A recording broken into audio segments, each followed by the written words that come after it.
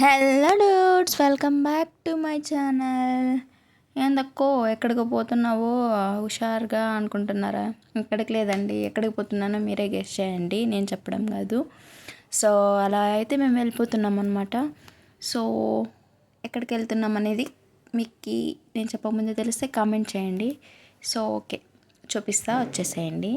మేమైతే ఈరోజు ఒక సెలూన్ కమ్ బ్యూటీ పార్లర్కి అయితే వచ్చేసామండి. సో ఎందుకు వచ్చాం, ఏం చేస్తున్నాం అనేది చూసేయండి. ఫస్ట్ ఆఫ్ ఆల్ అయితే ఆ బ్యూటీ పార్లర్ యొక్క వ్యూ అనేది మొత్తం చూసేయండి. సో చాలా బాగుందండి. అంటే లైటింగ్స్ వేసి మనం ఉన్నదానికంటే ఇంకొంచెం బ్రైట్గా చూపించి మనల్ని అందంగా చేసి చూపిస్తుంది అనమాట.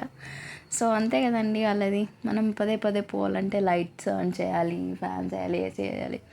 సో అదొక బిజినెస్ ట్రిక్ అనమాట. సో ఇంకా వచ్చిన పని అయితే స్టార్ట్ చేసేసామండి.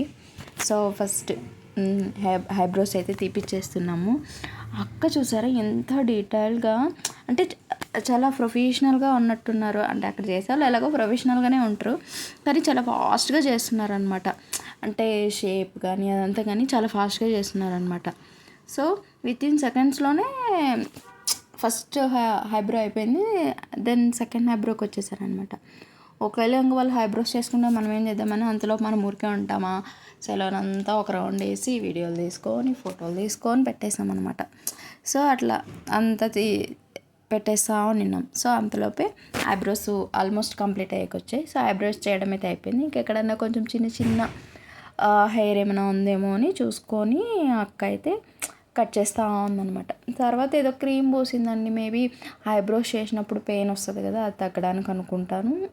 ఎందుకంటే నేను ఎప్పుడు చేయించుకోలేదన్నమాట. సో చాలామంది చెప్తుంటారు చేయించుకో, పెయిన్ ఏమి ఉండదని. బట్ నేను ఎప్పుడు ట్రై చేయలేదు. వేరే వాళ్ళు నాకు బాధపడతా అంటే బాధేస్తుంది అనమాట. అంత నొప్పి ఎందుకు భరించడం, మన ఐబ్రోస్ మన దగ్గరే ఉంటాయి కదా అన్నట్టు కొంతమంది చేయించుకుంటారు. So maybe looking very good. So దానికి తర్వాత వచ్చేసి ఇంకా పేమెంట్ చేసేసి